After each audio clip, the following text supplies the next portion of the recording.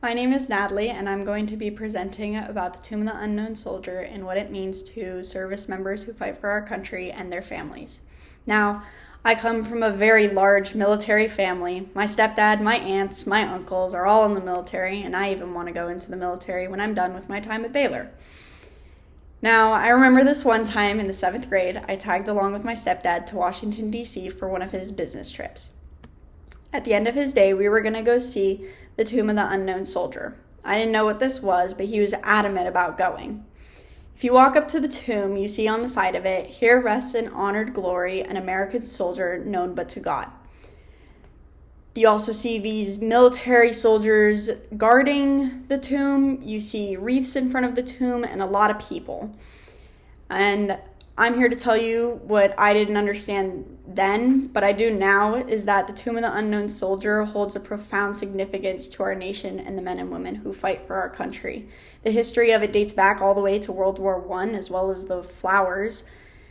And throughout different years, there have been different bodies buried there, and that people pay their respects there every single day.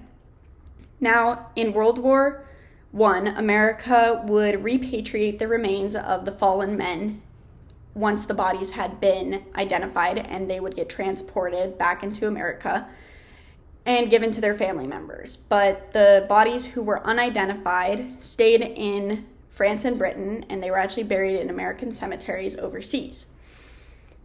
Now, according to the Army's official website, on March 3rd, 1921, the United States Congress approved the burial of an unidentified American serviceman from World War I. So therefore, they exhumed 4 service bodies overseas from 4 different cemeteries in France and had them transported back into America. They arrived in November of 1921, and following their arrival, there was a ceremonial procession from D.C. to Arlington. On the top of the caskets were a splay of white roses. At the end of World War I, the white rose was chosen to represent the unknown soldiers. Now, this dates back to when they were trying to choose who was going to be put in the tomb. So they were only going to choose one of the 4 service members that they had repatriated to go into the Tomb of the Unknown Soldiers. Now, the honor of choosing was bestowed upon Sergeant Edward Younger. He was a decorated World War I vet. Now, he indicated his choice by putting a splay of white roses on top of the casket.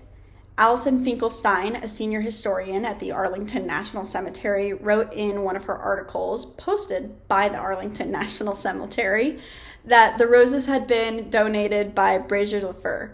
And this was important because his sons were actually lost during World War I, and one still remains unidentified. Thus, the importance of the white roses that he donated to the Tomb of the Unknown Soldier.